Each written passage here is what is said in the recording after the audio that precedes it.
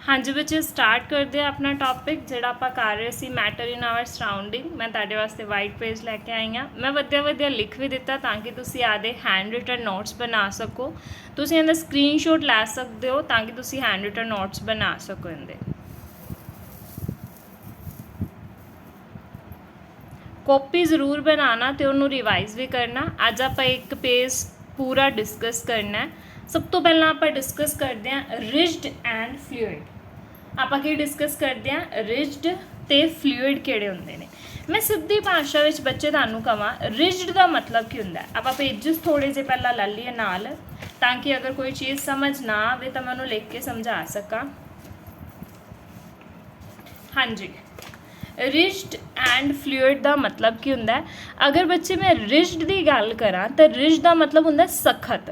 ठीक है पंजाबी भाषा में अगर मैं दसा रिजड का मतलब की होंगे सख्त कोई चीज़ होनी। हुण देखो आ पैन रिजड है ना ये बैंड हो सकता ऐ मैं करांगी तो टुट जाएगा बैंड नहीं हो सकता ना ये फोल्ड हो सकता ना ये फ्लैक्सीबल है। इनफ्लैक्सीबल का मतलब होंगे भी ये फ्लैक्सीबल भी नहीं है and do not require to container to fill it मतलब इनू कोई कंटेनर नहीं चाहिए फिल करने के लिए। मैं अगर एग्जाम्पल करा ना तुसी कोई भी चीज़ लियानी जिवें पानी है अपने कोल अगर पानी नू तुसी पीना है ना तो तुहानू कोई चीज़ चाहिए होएगी ग्लास है ना तो इनू कोई कंटेनर नहीं चाहिए होंदा। इनू आपां नू कंटेनर नहीं चाहिए फिल करन वास्ते। ठीक है आ पॉइंट याद रखिया जे इनू किसी कोई कंटेनर नहीं चाहिए कि उहदे विच आपां इह पाईए पा के रखिए। ठीक है बट अगर फ्लूइड की गल करा तो फ्लूइड का मतलब हुंदा जिहड़ा फ्लो कर सकदा जिवें पानी अगर आपां देखिए तो फ्लो करदा है ना डुलदा है। फिल दा कंटेनर मतलब आपां नू पानी जिहड़ा वो किसी चीज़ विच संभाल के रखना पैंदा तां ही आपां नू उहनू अगे यूज़ कर सकदा। जब पानी पीना है तां भी उहनू किसी चीज़ विच संभाल के रखना होंदा है। अगर मैं सीधी जी भाषा विच कहां तो कई मतलब जिहड़े साइंटिस्ट हुंदे आ वो देखते हैं भी किहड़ियां गैसेस ने तो उन्होंने पहला कंटेनर दे विच पांदे ने है ना कोई वो जिहड़ियां हुंदियां ने उन्हां विच पांदे ने फिर अगे उहदे ते एक्सपैरीमेंट करके देखते हैं। तो फ्लूइड नूं की चाहिदा हुंदा है मतलब कोई कंटेनर चाहिदा हुंदा है फिल करन वास्ते मतलब फिल दा कंटेनर नूं फिल कर दिंदियां ने। तो रिजड एंड फ्लूइड के बारे मेरे अकॉर्डिंग तुहानूं क्लीयर हो गया होएगा तां भी मैं एक बारी इहदे ते लिख के दस दिंदी हां। रिजड एंड फ्लूइड का मतलब की हुंदा है रिजड एंड फ्लूइड का मतलब हुंदा है आय हाय सॉरी बच्चे रिजड एंड फ्लूइड का मतलब सिंपल जी भाषा में तुहानूं पता लग गया। रिजड का मतलब की हुंदा है जिहड़ा कि होवे अनफ्लैक्सीबल होवे। ठीक है कोई फ्लैक्सीबल सीधा पैन याद रख लिया जी। ठीक है जदों भी रिजड की गल आवे। फ्लूइड की गल आवे जिहड़ा फ्लो कर सकता एफ फॉर फ्लूइड तो एफ फॉर फ्लो। एक गल याद रखिया जे आपां हमेशा यही मनते हैं कि जिहड़े वाटर है मतलब जिहड़ा लिक्विड है वो ही फ्लूइड हुंदा है बट नहीं बच्चे जिहड़ी गैस हुंदा है ना वो भी फ्लूइड विच आंदा है। इहदे ते MCQ बन सकता अपने पेपर का की बन सकता वो पूछ सकते हैं कि फ्लूइड दे विच किहड़ियां दो चीज़ां आंदियां ने जिंदे विच लिक्विड प्लस गैस होएगा ना वो ही अपना किंदे विच आएगा फ्लूइड विच आएगा। गैस नूं भुल नहीं जाना गैस भी किंदे विच आंदी है फ्लूइड दे विच आंदी है। होप इत्थों तक पढ़ चुके होवोगे मतलब तुहानूं समझ आ गया होएगा। अगे आपां डिस्कस करते हैं। मैं तुहानूं ये तो दस चुकी सी भी अपने कोल किन्ने स्टेट ऑफ मैटर ने है ना। तुसीं मैनूं ना एक क्वेश्चन का जवाब देना है कमेंट करके। क्वेश्चन की है मेरा क्वेश्चन ये है कि तुसीं मैनूं दसना है कि फिलहाल दी डेट विच मतलब अज कल अपने कोल किन्ने स्टेट ऑफ मैटर ने। तुसीं मैनूं दसना है कि अज की डेट दे विच अपने कोल किन्ने स्टेट ऑफ मैटर है। ये तुसीं सवाल का मैनूं जवाब देना है। ठीक है बच्चे हुण अगे मैं तुहानूं दसदी हां 3 स्टेट ऑफ मैटर जिन्होंने मैं वधिया तरीके दे नाल लिख दिता है solid liquid and gas. Solid नूं अगर तुसीं याद रखना है तो पैन नाल याद रख सकते हो। लिक्विड नूं याद रखना है तो तुसीं किहदे नाल याद रख सकते हो वाटर दे नाल। ते गैस नूं कोई भी जिहड़ी गैस हुंदी है अगर मैं सॉलिड की गल करा ना तो इनकी जिहड़ी शेप हुंदी है ना फिक्सड हुंदी है। हुण इनका की मतलब है जसप्रीत तो इनका मतलब बच्चे बड़ा सिंपल जिहा है। सॉलिड की शेप जिहड़ी वो फिक्स हुंदी है जिवें आ वाला पैन है इनकी शेप फिक्स है। ठीक है अगर बाहर फोर्स लगावांगे ना तो ये शेप चेंज होएगी नहीं तो इनकी शेप जिहड़ी है ना एट दैट टाइम ना यही रहेगी। बट लिक्विड तो गैस की नहीं सेम हुंदी। जिहड़ा लिक्विड है पानी है ठीक है उन्होंने जिहड़े मर्जी गिलास विच पाओगे जिहड़े मर्जी कोले विच पा दोगे ना बाउल विच पा दोगे वो उनकी शेप लेगा। एवें गैस है ठीक है ना।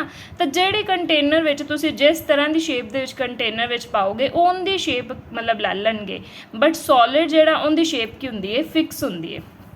अगर मैं वॉल्यूम की गल करा भी कितना हुंदा है, हुण सॉलिड की गल करा तो जिन्ना पैन का मतलब भार भूर हैगा जां जिन्ना इहदे ते प्लास्टिक जा लग्या होया, जिन्ना इहदे प्लास्टिक का वेट होएगा, ये फिक्स रहेगा, ठीक है भी ये कोई चेंज नहीं होएगा। उवें ही अगर मैं लिक्विड की गल करा तो इहदा फिक्स रहेगा।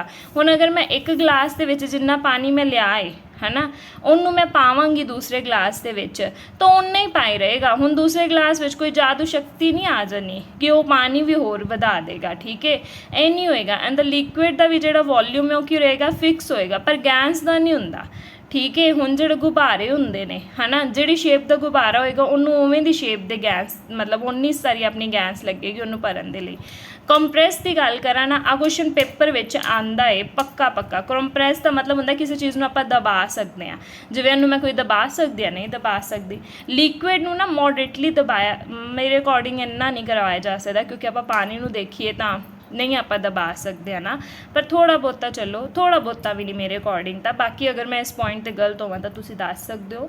कंप्रैस का मतलब जिहड़ी सब तो ज़्यादा कंप्रैस्ड कौन हुंदियां ने, तो गैसेस हुंदियां ने। गैसेस दे ना मैं इहदे लई एक बड़ी अच्छी एग्जाम्पल देवांगी, जिहड़े आपां घरे वरतदे आ LPG है ना, ਉਹਦੇ ਵਿੱਚ ਪਾਉਂਦੇ ਨੇ ਸਿਲੰਡਰ ਦੇ ਵਿੱਚ, ਕਿਉਂ ਕਿਉਂਕਿ ਉਹ ਕੰਪਰੈਸਡ ਹੁੰਦੀਆਂ ਨੇ, ਉਹਨਾਂ ਵਿੱਚ ਆਪਾਂ ਭਰਿਆ ਜਾ ਸਕਦਾ ਹੈ। ਤਾਂ ਕੁਐਸਚਨ ਪੇਪਰ ਵਿੱਚ ਆ ਸਕਦਾ ਵੀ ਸਭ ਤੋਂ ਜ਼ਿਆਦਾ ਕੰਪਰੈਸਡ ਕੀ ਹੁੰਦੀਆਂ ਨੇ, ਗੈਸਸ ਹੁੰਦੀਆਂ ਨੇ। ਅਗਰ ਮੈਂ ਡੈਂਸਿਟੀ ਦੀ ਗੱਲ ਕਰਾਂ ਤਾਂ ਸੋਲਿਡ ਦੀ ਸਭ ਤੋਂ ਜ਼ਿਆਦਾ ਹੁੰਦੀ ਹੈ, ਲਿਕੁਇਡ ਦੀ ਘੱਟ ਹੁੰਦੀ ਹੈ, ਗੈਸ ਦੀ ਸਭ ਤੋਂ ਘੱਟ ਹੁੰਦੀ ਹੈ।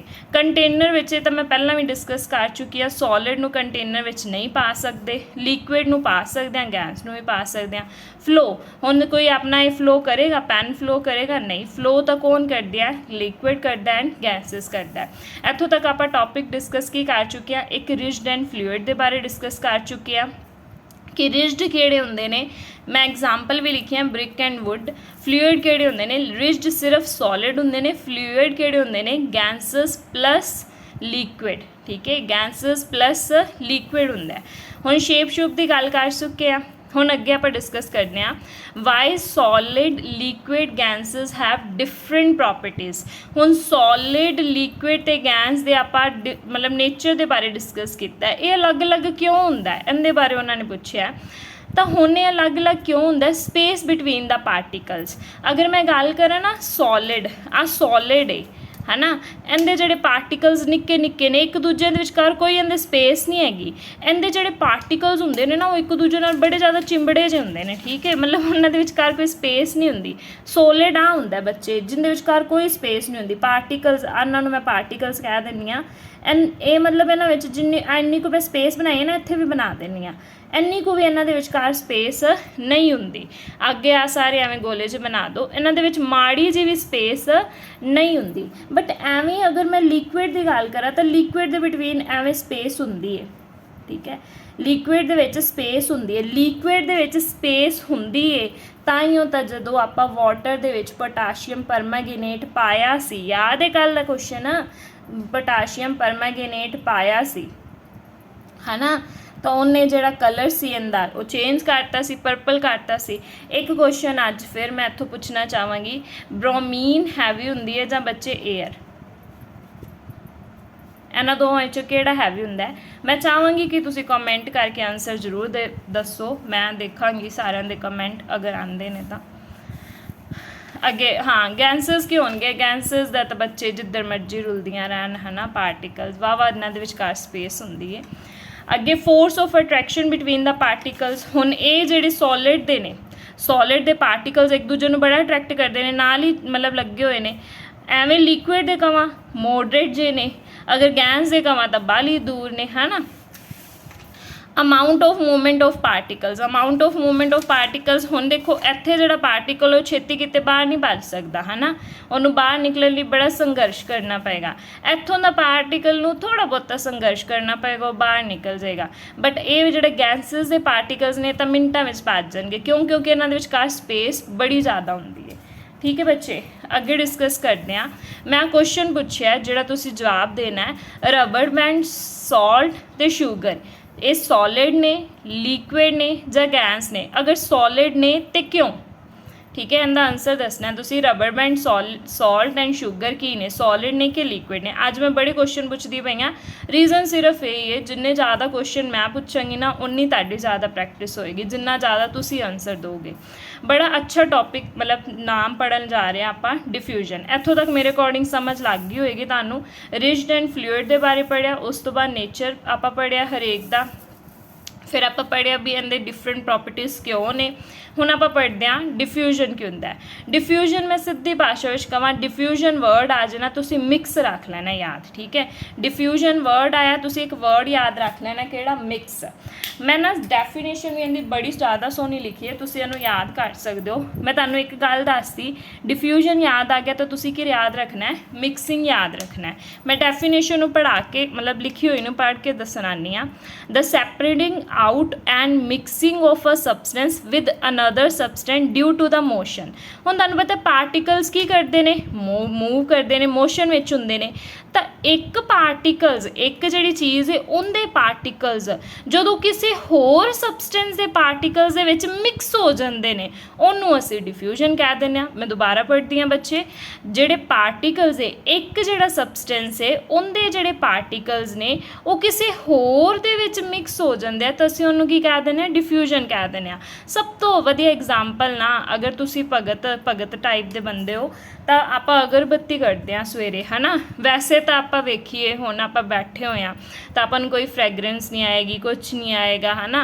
बट अगर अगरबत्ती करते हैं ना तो इन्वायरमेंट दे विच ना आपां नूं फ्रैगरेंस आन लग पैंदी है। उनका रीज़न बच्चे की है, ਜਿਹੜੇ ਉਹਦੇ ਅਗਰਬੱਤੀ ਦੇ ਜਿਹੜੇ ਪਾਰਟੀਕਲਸ ਸੀ ਹੈ ਨਾ ਉਹ ਜਿਹੜੇ ਨੇ ਉਹ 에ਅਰ ਦੇ ਪਾਰਟੀਕਲਸ ਦੇ ਵਿੱਚ ਕੀ ਹੋ ਗਏ, ਮਿਕਸ ਹੋ ਗਏ। ਉਹ ਅਗਰਬੱਤੀ ਦੇ ਪਾਰਟੀਕਲਸ ਦਾ 에ਅਰ ਦੇ ਪਾਰਟੀਕਲਸ ਦੇ ਵਿੱਚ ਮਿਕਸ ਹੋਣ ਨੂੰ ਹੀ ਅਸੀਂ ਕੀ ਕਹਿ ਦਿੰਦੇ ਹਾਂ, ਡਿਫਿਊਜ਼ਨ ਕਹਿ ਦਿੰਦੇ ਹਾਂ।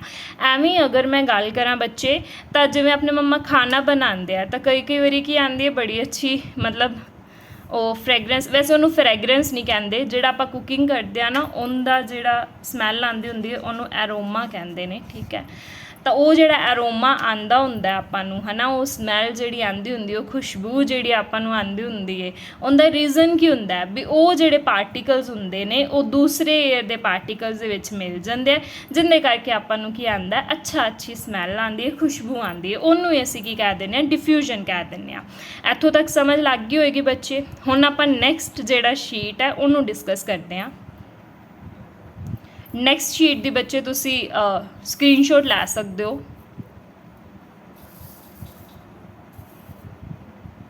हाँ जी, हुण आप अगे डिस्कस करते हैं। आगे मैं उनकी डेफिनेशन लिखी हुई है, of its particle is called diffusion.